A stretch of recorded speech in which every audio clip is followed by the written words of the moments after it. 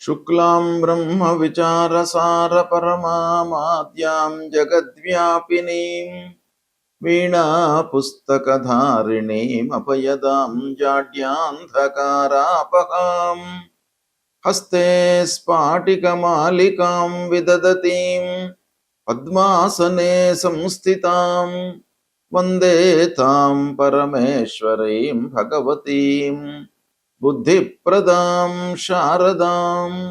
శ్రీ మహాగణాధిపతయే నమః. శ్రీ మహాసరస్వత్యై నమః. శ్రీ గురుభ్యో నమః. శని గోచారము ఎలా ఉంటుంది అంటే 12 రాసులలో శనేశ్వరుడు సంచరిస్తూ ఉన్నప్పుడు మనకు ఎలాంటి ప్రభావాన్ని ఇస్తాడు అనేటువంటి విషయాన్ని మనం విశ్లేషించినట్టయితే శనికి అత్యంత ప్రాధాన్యత ఉంది గోచారం లోపల.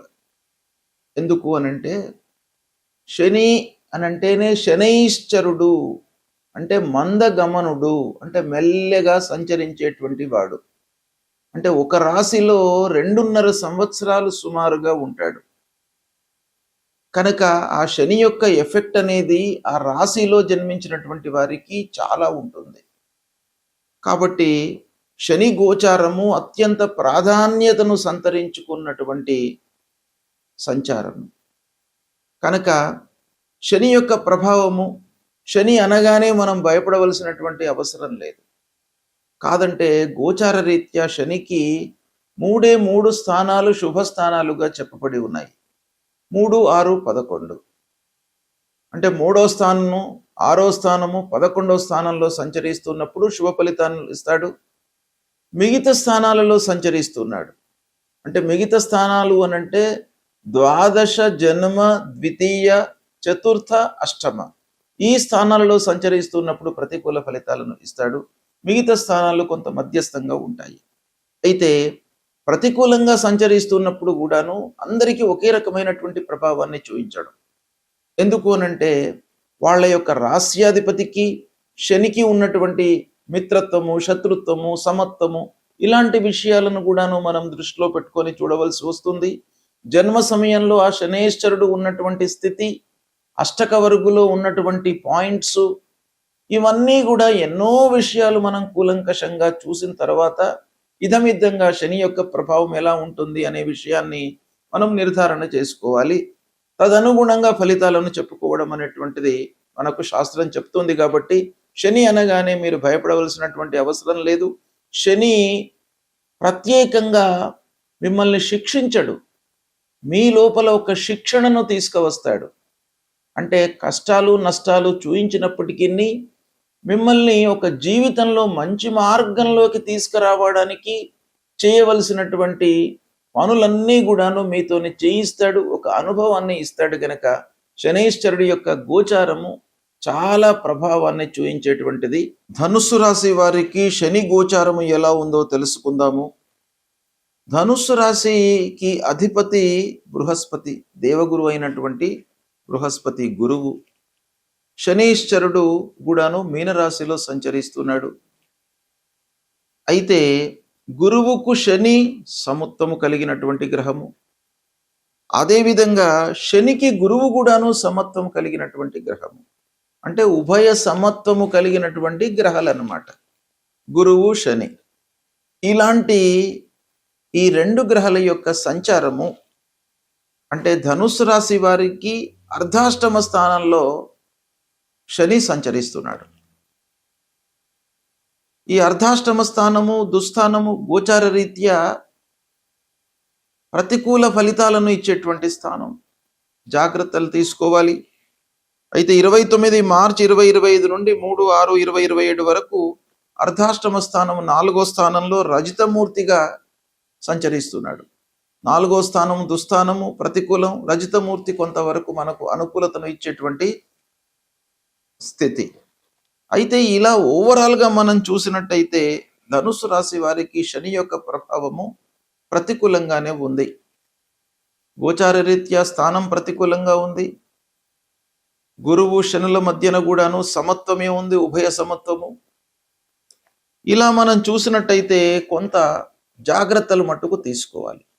4వ స్థానం గనుక ముఖ్యంగా మీకు మనశ్శాంతి లేకుండా చేస్తాడు ధనుస్సు రాశి వారికి శని యొక్క ప్రభావం మూలకంగా.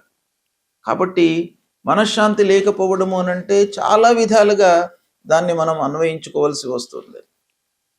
అంటే మనం చేసేటువంటి పనులు సకాలంలో పూర్తి కాకపోవడము, పూర్తి అయినప్పటికీ చాలా ఆటంకాలతో కావడము, ఒకవేళ ఆటంకాలతో అయినప్పటికీ మనం అనుకున్న లెవెల్లో మనకు దాని మూలకంగా ఆర్థికంగా అంత లాభము ఉండకపోవడము, అప్పులు పెరిగిపోవడము, గృహం లోపల అంటే ఇంటి లోపల సంతృప్తి లేకపోవడము, భార్య పిల్లలు కుటుంబ పెద్దల మధ్యన అవగాహన లేకపోవడము, ఇలా అన్ని రకాలుగా మనకు మనశ్శాంతిని లేకుండా చేస్తాడు శనేశ్వరుడు ఈ అర్ధాష్టమ స్థానంలో సంచరిస్తున్నప్పుడు. కనుక ముఖ్యంగా వాహనముల మూలకంగా మీరు జాగ్రత్తలు తీసుకోవాలి. అనవసరమైనటువంటి రిపేర్లు ముందుకు వస్తాయి. రిపేరు ఉంది అని మీకు తెలిసిన తర్వాత దాన్ని మట్టుకు మీరు పోస్ట్పోన్ చేయకండి, ఇబ్బందులను ఎదుర్కొంటారు. కుటుంబంలో కలహాలు, మనస్పర్ధలు సంభవించే అవకాశాలు, స్థిరత్వం కొంచెం తగ్గుతుంది. ఇక ఆస్తుల విషయంలో కొంత సమస్యలు తలెత్తేటువంటి అవకాశాలు ఉన్నాయి. కాబట్టి ఆస్తుల విషయంలో మట్టుకు మీరు సీరియస్గా ఉండాలి, పోస్ట్పోన్ చేయకూడదు సమస్యలను. కనుక ఎప్పటి సమస్య అప్పుడు మీరు తీర్చుకోవడానికై మీరు ప్రయత్నాలు చేస్తుండాలి. ఒత్తిడికి లోనవుతారు, ఉద్యోగస్తులకు వర్క్ ప్రెషర్ పెరుగుతుంది ఆఫీసులో. ఇకపోతే శ్రమ అధికముగా ఉంటుంది. శ్రమించినప్పటికీ మీకు ఫలితం అనేటువంటిది మీ చేతిలో ఉండదు. అయినప్పటికీ మీరు శ్రమించవలసినటువంటి సమయము, మార్పులు చేర్పులు జరిగే అవకాశాలు ఉన్నాయి. ఇకపోతే ఉండేటువంటి ప్రాంతమే కానివ్వండి, చేస్తున్నటువంటి ఉద్యోగంలోనే కానివ్వండి, చేస్తున్నటువంటి వ్యాపారమే కానివ్వండి, మొత్తానికి ఏదో రకమైనటువంటి మార్పులు ఈ సమయంలో సంభవించేటువంటి అవకాశాలు కనబడుతున్నాయి. ముఖ్యంగా ధైర్యము సాహసము ఈ సమయం లోపల అవసరము. ధైర్యము సాహసమే కాకుండా మీరు కొంత ఆలోచనను జోడించి నిర్ణయాలు తీసుకోవడం కూడాను ఒక పక్కన అవసరము. సహనానికి పరీక్ష సమయం ఇది. మీరు ఎంత ఓపికతో ఉంటే అంత మంచి ఫలితాలను పొందుతారు. నష్టాన్ని మీరు తగ్గించుకోవడానికి అవకాశాలు బాగా ఉంటాయి. కాబట్టి అర్ధాష్టమ శని ముఖ్యంగా మిమ్మల్ని పరీక్షిస్తుంటాడు. మీరు కష్టాలకు గురి అయినప్పటికీ తదనంతరము ఒక క్రమశిక్షణలోకి మీరు వెళ్ళేటువంటి అవకాశాలు ఉంటాయి. కష్టాలతో మనిషి కొన్ని జీవితంలో గుణపాఠాలను నేర్చుకుంటాడు. అదే ఇక్కడ శనీశ్వరుడు మీకు కల్పిస్తాడు. తద్వారా భావి జీవితంలో ఇప్పుడు కష్టాలు ఉన్నప్పటికీ భావి జీవితంలో మీకు మునుముందు ఒక ఆలోచనను, ఒక స్థిరమైనటువంటి నిర్ణయాలను తీసుకునేటువంటి మనస్తత్వాన్ని మీకు కల్పిస్తాడు. మీరు అన్నిటికంటే ముఖ్యమైనటువంటిది ప్రశాంతతకు ప్రథమ ప్రాధాన్యత ఇవ్వండి. ఇంటి లోపల కానివ్వండి, వర్క్ ప్లేస్లో కానివ్వండి, మీరు సంతృప్తిగా ఉండడానికై మీరు ప్రయత్నాలు చేయండి. బాధ్యతలు మీకు పెరుగుతాయి. కుటుంబ బాధ్యతలు కానీ, ఉద్యోగంలో బాధ్యతలు కానీ, అన్ని విధాలుగా బాధ్యతలు పెరుగుతాయి. ఆర్థిక పరమైనటువంటి ప్రెషర్ ఉంటుంది, ఖర్చులు పెరుగుతాయి. రాబడి లోపల మీకు ఆలస్యం కనబడుతుంది. అన్ని విధాలుగా జాగ్రత్తలు తీసుకోండి. చివరికి క్రమేపీ మీకు కొంత అనుకూలత చేకూరేటువంటి అవకాశాలు ఉన్నాయి. ఎందుకంటే నువ్వు మీనరాశిలో ఉన్నటువంటి శని దశమాన్ని చూస్తున్నాడు, తర్వాత జన్మస్థానాన్ని చూస్తున్నాడు, 6వ స్థానాన్ని కూడా నువ్వు చూస్తున్నాడు. కాబట్టి ఈ స్థానాలకు సంబంధించినటువంటి కారకత్వాలు అంటే మనం చేసేటువంటి వర్క్, ఆరోగ్యము, తర్వాత శత్రువులు, ఆత్మీయులు, వీళ్ళందరితో కూడాను కొంత జాగ్రత్తగా ఉండాలి అనేటువంటి విషయం మనకి ఇక్కడ ప్రధానంగా ఈ శని యొక్క సంచారం మూలకంగా తెలుస్తుంది. ఓవరాల్గా క్రమేపీ శుభ ఫలితాలు మీకు అందే అవకాశాలు ఉన్నాయి. కాబట్టి దీన్ని సద్వినియోగపరచుకోండి. శనైశ్చరుడు అంటే శని ప్రతికూలంగా ఉన్నప్పుడు మనం ఏం చేయాలి అనేటువంటి విషయం కూడాను చాలా ప్రాధాన్యాన్ని సంతరించుకున్నటువంటి విషయం. శని తప్పకుండా ఏదో రకంగా మనను కష్టపెడుతుంటాడు, ఆదాయము విషయంలో ఇబ్బంది పెడతాడు, అనేక రకమైనటువంటి ఫలితాలు మనకు చేతికి అందవలసినటువంటివి ఏదో రకంగా మిస్ అవుతుంటాయి. ఇలాంటి అనేక విషయాల లోపల మనకు శని యొక్క ప్రభావము ఉంటుంది. అంటే సాధారణంగా శని మనకు శాస్త్రం ప్రకారంగా గోచార రీత్యా 3 స్థానాల్లో సంచరిస్తున్నప్పుడు మంచి ఫలితాలను ఇస్తాడు. అంటే 3, 6, 11 స్థానాలు అవి శుభ స్థానాలు. అంటే శుభ ఫలితాలను సహజంగా ఇచ్చేటువంటి స్థానాలు 3. అంటే దాదాపు 12 స్థానాలలో 3 స్థానాలు అనంటే మనకు 25% మనకు మంచి ఫలితాలు శనీశ్వరుడు మూలకంగా సహజంగా అంటే స్థానరీత్యా గోచార రీత్యా ఇచ్చేటువంటి అవకాశాలు ఉన్నాయి.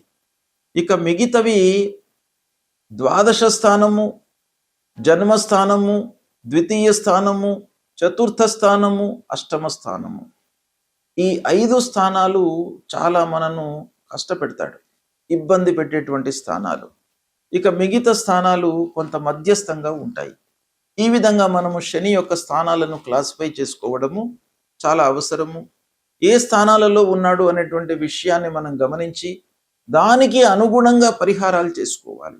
అయితే శనీశ్వరుడికి మనం ఏం పరిహారాలు చేసుకోవాలి అనంటే, ప్రథమంగా మన చేతిలో ఉన్నటువంటి విషయాలపైన మనం మనసు నిలపాలి. ఏం చేయాలి? ధైర్యము, సాహసము. ధైర్యే సాహసే లక్ష్మి. అంటే ధైర్యంతో మనం స్టెప్స్ తీసుకోవాలి, ఆలోచనను జోడించాలి. అంటే సాహసము, కేవలం సాహసం మనకు ఫలితాలను ఇవ్వదు. సాహసంతో పాటుగా కొంత మనకు బుద్ధి, విచక్షణ, ఆలోచనను కూడాను జోడించినట్టయితే సత్ఫలితాలను ఇస్తాడు. శని మూలకంగా కలిగేటువంటి దుష్ప్రభావము తగ్గుతుంది. అంతేకాకుండా శని బాగలేనప్పుడు మనము దైవానుగ్రహం కొరకై చేయవలసినటువంటి కార్యక్రమాలు కూడాను చాలా ఉన్నాయి. వాటిని కూడాను మనం దృష్టిలో పెట్టుకొని శనికి సంబంధించినటువంటి మూల మంత్రాన్ని ప్రతినిత్యం కూడాను మీరు చదువుకోండి. నీలాంజన సమాభాసం రవిపుత్రం యమాగ్రజం ఛాయా మార్తాండ సంభూతం తం నమామి శనీశ్వరం అనేటువంటి మూల మంత్రాన్ని ప్రతినిత్యం చదువుకోండి. ఆంజనేయ స్వామి దేవాలయానికి వెళ్ళండి, ఆంజనేయ స్వామి యొక్క అనుగ్రహాన్ని పొందండి. హనుమాన్ చాలీసా పారాయణం చెయ్యండి. నువ్వుల నూనె, ఇనుప ముక్క, నల్లటి వస్త్రము ఇవి దానంగా ఇవ్వండి. మీకు అనుకూలమైనట్టయితే ఒకరికి ఇద్దరికి శనివారం రోజున అన్నదానం చేయండి. అంటే నీడీ పర్సన్స్ ఎవరైతే ఉన్నారో, ఆకలితో అలమటించేటువంటి వాళ్ళు, ఇబ్బంది పడుతున్నటువంటి వాళ్లకు డబ్బులు ఇవ్వకుండా మీరు అన్నం పెట్టించండి వాళ్లకు. తద్వారా మీకు ఆ శని యొక్క దుష్ప్రభావం తగ్గుతుంది. ఈ పరిహారాలను చేసుకోండి. శని మిమ్మల్ని ఏమీ చేయడు. మీరు శని గురించి బాధపడవలసినటువంటి అవసరం లేదు. శని మీ లోపల ఒక క్రమశిక్షణను తీసుకువస్తాడు, గుణపాఠాలను నేర్పిస్తాడు. కాబట్టి శని అనగానే మీరు భయపడకుండా ఫలితాలపై, ప్రభావంపై, మీ యొక్క ఎఫర్ట్స్పై మీరు మనసు పెట్టండి. మీకు సత్ఫలితాలు కలుగుతాయి. శుభం.